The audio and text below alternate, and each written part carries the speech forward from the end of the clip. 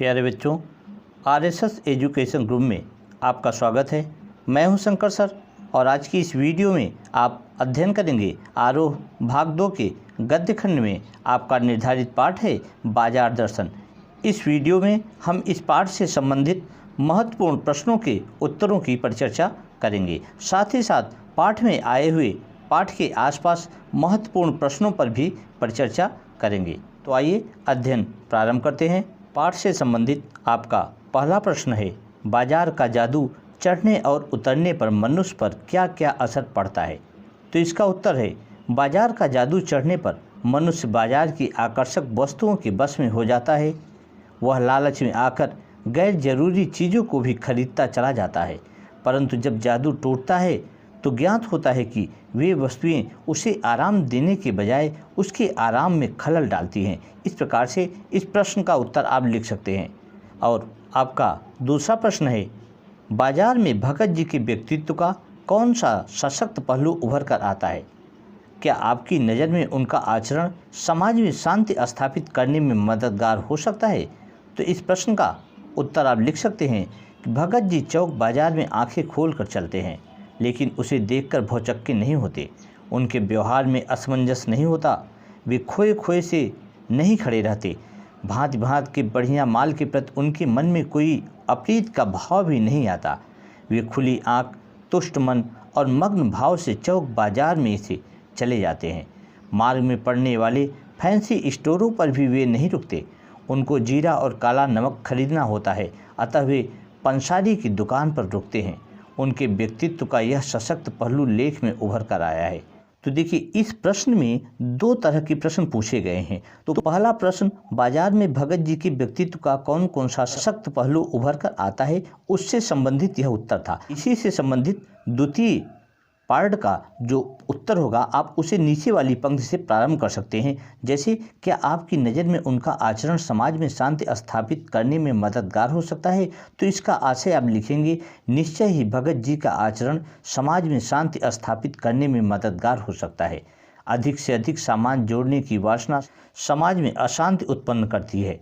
यदि व्यक्ति अपनी आवश्यकता अनुसार ही खरीदारी करे तो महंगाई नहीं बढ़ेगी, मनुष्यों में असंतोष नहीं होगा, अतः समाज में शांति स्थापित हो सकेगी। इस प्रकार से इस प्रश्न में आए हुए दो तरह के भिन्न भिन्न प्रश्न हैं जिनका उत्तर आप लिख सकते हैं। पाठ से संबंधित आपका तीसरा प्रश्न है, बाजारूपन से क्या तात्पर्य है। किस प्रकार के व्यक्ति बाजार को सार्थकता प्रदान करते हैं अथवा बाजार की सार्थकता किसमें है। तो इस प्रश्न का आशय आप लिख सकते हैं कि बाजारूपन का आशय है ऊपरी चमक दमक और दिखावा। जब माल बेचने वाले बेकार की चीज़ों को आकर्षक बनाकर ग्राहकों को ठगने लगते हैं तो वहाँ बाजारूपन आ जाता है। इसी प्रकार जब ग्राहक ज़रूरत की चीज़ों की बजाय अपनी मनी पावर दिखाने के लिए बाजार से माल खरीदता है तो वहाँ भी बाजारूपन होता है। इस व्यवहार में छल, कपट और शोषण का बोलबाला होता है। और जो मनुष्य बाजार से आवश्यकता की चीज़ें ही खरीदता है वे बाजार को सार्थकता प्रदान करते हैं। इसी प्रकार जो दुकानदार ग्राहकों की आवश्यकता के अनुसार चीज़ें बेचते हैं उन्हें लुभाने के लिए नहीं, वहाँ भी बाजार सार्थक हो जाता है। इस तरीके से इस प्रश्न का भी उत्तर आप लिख सकते हैं। और बात करते हैं प्रश्न नंबर चौथे की। तो चौथा प्रश्न है, बाजार किसी का लिंग, जाति, धर्म या क्षेत्र नहीं देखता, वह देखता है सिर्फ उसकी क्रय शक्ति को। इस रूप में वह एक प्रकार से सामाजिक समता की भी रचना कर रहा है। आप इससे कहाँ तक सहमत हैं। तो इसका उत्तर है, बाजार में सभी जाति, धर्म व लिंग के व्यक्ति जाते हैं। सभी अपने प्रयोजन की वस्तु खरीदते हैं। कोई ग्राहक व बेचक की जाति, धर्म या लिंग नहीं देखता। वहाँ व्यक्ति की महत्ता उसकी क्रय शक्ति पर निर्भर करती है। बेचक उसी ग्राहक को अधिक महत्व देता है जो अधिक खरीदारी करता है। इस दृष्टि से बाजार जाति धर्म का भेद मिटाकर सामाजिक समरसता की रचना करता है। हम लेखक के इस मत से सहमत हैं, क्योंकि समाज के अन्य क्षेत्रों में यदा कदा अवरोध दिखाई देता है। यथा मंदिरों में कुछ जातियों को पूजा से रोका जाता है। मुसलमानों में शिया सुन्नियों की मस्जिदें अलग अलग हैं। ये विभाजन सामाजिक समता को कम करने वाले हैं। इस दृष्टि से बाजार सचमुच सामाजिक समता की रचना करते हैं। इस प्रकार से इस प्रश्न का भी आप उत्तर लिख सकते हैं। और पाठ से संबंधित आपका पांचवा तथा अंतिम प्रश्न है, आप अपने तथा समाज में कुछ ऐसे प्रसंगों का उल्लेख करें। क, जब पैसा शक्ति के परिचारक के रूप में प्रतीक हुआ हो। ख, जब पैसे की शक्ति काम नहीं आई हो। तो इसका उत्तर आप इस प्रकार समझ सकते हैं कि पैसा सचमुच में पावर है। लेखक का मत है कि यदि मकान या कोठी विविध प्रकार के साजो सामान से युक्त हैं तो देखने वाले पर उसकी मनी पावर का प्रभाव पड़ता है।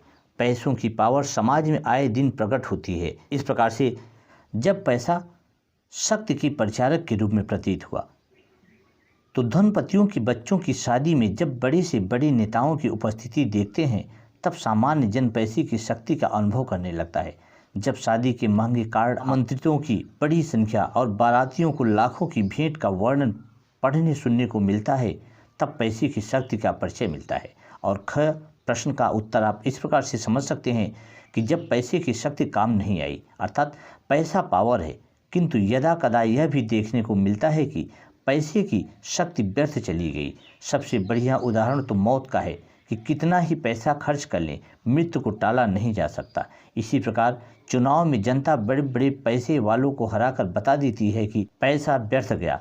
जब गांधी जैसे महान और ईमानदार व्यक्ति को बड़े बड़े लोभ लालच डिगा नहीं पाते तो बोध होता है कि पैसे की शक्ति काम नहीं आती। इस प्रकार से इस प्रश्न का भी आप उल्लेख कर सकते हैं। ये तो था पाठ से संबंधित महत्वपूर्ण प्रश्न और उत्तरों पर चर्चा।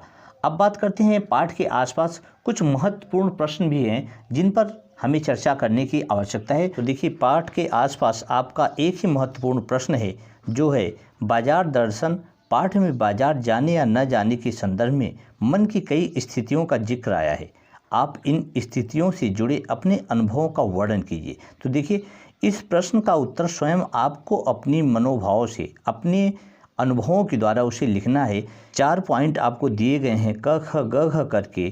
क है मन खाली हो, ख है मन खाली न हो, ग है मन बंद हो और घ है मन में नकार हो। तो इस प्रकार से इन चारों के आशय आपको अपने मनोभावों के द्वारा लिखना है। और आपको अगर कन्फ्यूजन हो तो आपकी सुविधा के लिए यहाँ चारों के आंसर दिए गए हैं। आप इन्हें देखकर भी समझ सकते हैं और अपने उत्तर की पुष्टि कर सकते हैं।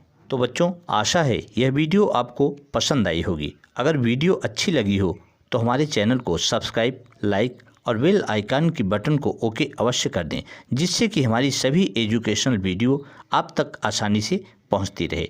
तो आज के लिए बस इतना ही। धन्यवाद।